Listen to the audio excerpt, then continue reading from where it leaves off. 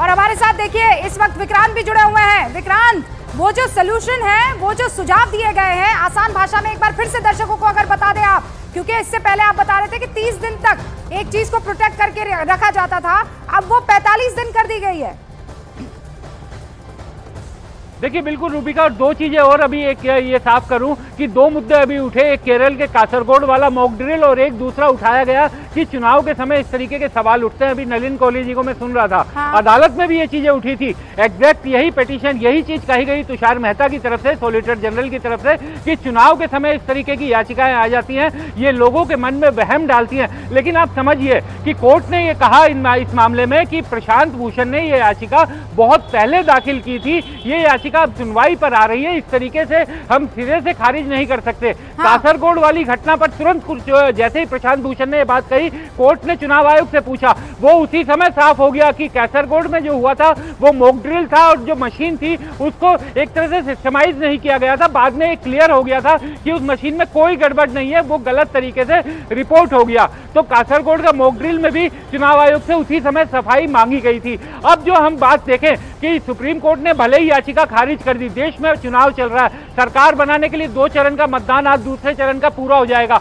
अब अगले 4 जून तक हमारे सामने नतीजे आ जाएंगे। तो जाहिर बात है कोर्ट इस बीच में अगर किसी भी तरह की डायरेक्शन देता तो आप ये समझिए कि चुनाव आयोग जो चुनाव करवा रहा है, 95 करोड़ से ज्यादा रजिस्टर्ड वोटर हैं, 60-65 करोड़ वोट देते हैं लोग, इतना रोबस्ट सिस्टम, इतना बड़ा सिस्टम, इतने बड़े मतदाता संख्या, और अचानक से कोई बदलाव बहुत मुश्किल होता। कोर्ट भी ये बात समझती है, कोर्ट ने ये कहा है कि आप भविष्य की तरफ देखिए कि तकनीक में और ज्यादा सुधार कैसे किया जा सकता है। याचिकाकर्ता बैलेट पेपर की तरफ ले आना चाहते थे, कोर्ट ने कहा कि वो तो अब बीते समय की बात है, वहां हम नहीं जा सकते, हमने बैलेट का दौर भी देखा है। तो अब भविष्य कैसा हो, क्या कोई ऐसी चीज बनाई जा सकती है तकनीक के जरिए, टेक्नोलॉजी के जरिए कि मशीन में जो सिस्टम है उस ईवीएम के सिस्टम में वीवीपैट मशीन लगी हो और वीवीपैट की मशीन में ही कोई ऐसी तकनीक के जरिए मशीन लग जाए कि उसमें जो भी पर्चियां कट कर गिर रही हैं उनकी गिनती ऑटोमेटिक तरीके से होती चली जाए। क्या ऐसा सिस्टम पॉसिबल है? क्या इस दिशा में काम किया जा सकता है? ये कोर्ट ने चुनाव आयोग को भी सुझाव दिया। यहाँ पर जो मेरे 3 यहाँ पर मेहमान जुड़े हुए हैं, वो भी आपसे कुछ सवाल पूछना चाह रहे हैं या इनफैक्ट टिप्पणी करना चाहते हैं। मैं तीनों को 30 सेकंड का वक्त देती हूँ। शुरुआत में आपसे कर रही हूँ श्रीवास्तव जी। देखिए, पहली चीज तो ये है कि इसको ये ना ऑथेंटिकेशन माना जाए कि EVMs can not be hacked या they are correct, but no, इसमें जो आज जो कोर्ट ने बोला है, उसने बोला है कि आज की इस स्थिति को देखते हुए जब इलेक्शन मिड में चल रहे हैं, auditing of the VVPATs is not physically possible. भविष्य में एक टेक्नोलॉजी लाई जाए जिससे ये इंप्लीमेंट करी जा सके, तो इसको एक तरीके से ऑथेंटिकेशन ना माना जाए। दूसरी चीज मैं आपको बताना चाहूंगा, जर्मनी के अंदर नहीं होता, banned the use of EVMs, Netherland banned the use of EVM, Ireland banned the use, England went back to conventional methods, France no ban but जो है internet voting methodology apply, Italy का same, और America के अंदर EVMs without paper trail were banned. So I mean there is a long list I have of those developed countries जिसने इस technology को नकारा या मॉडिफाई किया। तो हमको भी इसको गवर्नमेंट वर्सेस ऑपोजिशन ना देख करके एक हेल्दी माइंडसेट के साथ रिफॉर्म्स के रूप में देखना चाहिए, जिससे डेमोक्रेसी ठीक से इंप्लीमेंट हो सके। ओके, विवेक जी, लेकिन आप कह रहे हैं ऑथेंटिकेशन इसका नहीं माना जा सकता है। राहुल जी, आप भी इस बात को से अग्री करते हैं? और दूसरा वो ये कह रहे हैं कि सबने बैन कर दिया है, तो हमें यहाँ पर विपक्ष वर्सेस सरकार ना देखकर हेल्दी लोकतांत्रिक सिस्टम की तरफ देखना चाहिए। मैं दोनों पर आपका इस पर रिएक्शन चाहती हूँ। देखिए, कुछ देशों में जैसे कि Philippines, Australia, Costa Rica, Guatemala, Ireland, Italy, Kazakhstan, Norway और यूके, इसने इस्तेमाल करने के बाद जो ईवीएम का सिस्टम है उसे डिसकंटिन्यू किया। अब ये हम नहीं जानते हैं कि ये डिसकंटिन्यू क्यों किया गया, क्या इसके पीछे कारण थे, ये अभी स्पष्ट नहीं है। लेकिन दूसरी बात ये है कि ऐसा नहीं है कि जो ईवीएम मशीन्स हैं उन्होंने कोई विपक्षी दलों को चुनाव नहीं जितवाए हैं।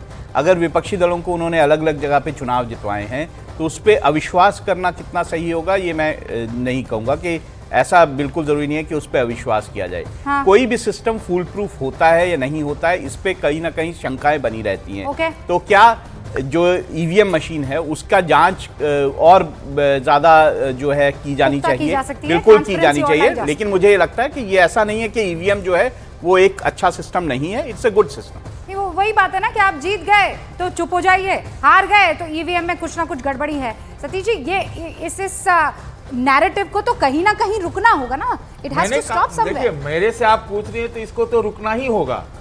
देखिए, टेक्नोलॉजी पीछे नहीं जाती है, आगे ही बढ़ती है। बैलेट का ये ऑल्टरनेटिव अगर है तो ये है, ये तो टेक्नोलॉजी का है। सवाल इसमें ये, मैं बस एक विक्रांत जी से पूछना भी चाह रहा था, ये आप सवाल पूछिए कि जो 2 नंबर का हारा हुआ कैंडिडेट या 3 नंबर का हारा हुआ कैंडिडेट है, वो वेरीफाई करने के लिए क्या पहले कह सकता था, या सुप्रीम कोर्ट ने आज एक नई व्यवस्था की है? हाँ, वेरिफिकेशन ऑफ वीवीपैट।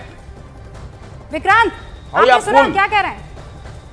सर देखिए रूबिका, इस मामले में जो कोर्ट के डायरेक्शन से जो सुझाव जो नजर दिखाई दे रहा है कि वीवीपैट की गिनती दोबारा होती थी, क्योंकि हमने कई बार देखा कि वीवीपैट में वो कहते थे कि हमें रिकाउंटिंग इस मामले में करवाई जाए, लेकिन अगर किसी को शक है कि इसमें कोई टैंपरिंग हो गई है तो टैंपरिंग के लिए वो 7 दिनों के भीतर अपनी शंका उठा सकता है। जो ये नई बात है या पुरानी बात होगा वो अपनी शंका, देखिए मुझे ऐसा लगता है सतीश जी कि ये नई बात है, क्योंकि कोर्ट ने बाकायदा उसे क्लियर करके डायरेक्शन में लिखवाया है कि हम ऐसा चाहते हैं कि ये किया जाए, और उसमें ये भी लिखा है कि जो खर्चा इस मामले में आएगा वो 2nd और 3rd नंबर के कैंडिडेट से लिया जाएगा, और अगर उसकी बात सही पाई गई, अगर किसी तरह की टैंपरिंग पाई गई या छेड़छाड़ कहीं पर मशीन के साथ पाई गई तो वो पैसा उसे वापस कर दिया जाएगा। लेकिन एक चीज जो अभी मैं बार बार सुन रहा था, ये बिल्कुल सही बात है कि सुप्रीम कोर्ट ने कहीं भी ईवीएम को ये नहीं कहा है कि ईवीएम के साथ कोई छेड़छाड़ नहीं हो सकती, लेकिन कोर्ट ने ये जरूर कहा है कि आपको किसी चीज पर तो विश्वास करना होगा।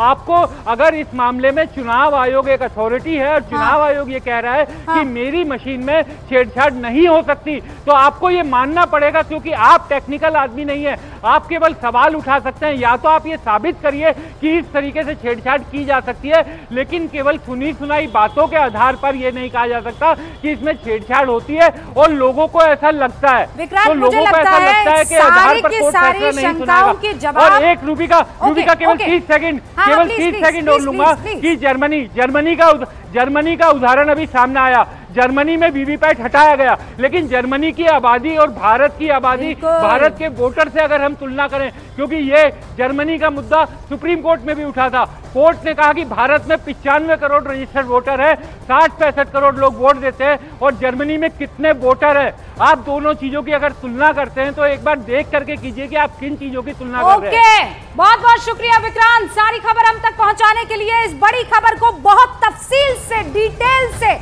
दर्शकों के सामने रखने के लिए। ये बड़ी खबर थी जो अभी अभी आई है। अब आज सुबह से जिसके लिए आप न्यूज़ 18 इंडिया अभी देख रहे हैं, यानी चुनाव is equal to election coverage is equal to news 18 India. आपके सामने ये 20 तस्वीरें हैं। इन 20 तस्वीर में आपको अब तक हुए चुनावों के हर एक कोने के, हर एक एंगल के फ्रेम्स और तस्वीरें नजर आ रही है। लोकसभा चुनाव 2024 के दूसरे चरण के लिए 13 राज्यों की 88 लोकसभा सीटों पर इस वक्त वोट डाले जा रहे हैं। जब मैं आपसे बात कर रही हूं, इन सीटों के नतीजे 4 जून को आएंगे, और आपको कहीं और नहीं, हमारे पास, यानी आपके अपने चैनल न्यूज़ 18 इंडिया के पास रहना है। दूसरे चरण में ये देखिए, त्रिपुरा, जम्मू कश्मीर, पश्चिम बंगाल, असम, बिहार, छत्तीसगढ़, मध्य प्रदेश, महाराष्ट्र, उत्तर प्रदेश, राजस्थान, कर्नाटक, केरल में इस वक्त वोटिंग हो रही है। और ये तस्वीरें जहां पर 20 अलग अलग चेहरे आपको नजर आ रहे हैं, चाहे वो सुकांत मजूमदार हो बालूर घाट से, या फिर पहली तस्वीर डॉक्टर सीवी आनंद बोस की तिरुवनंतपुरम से।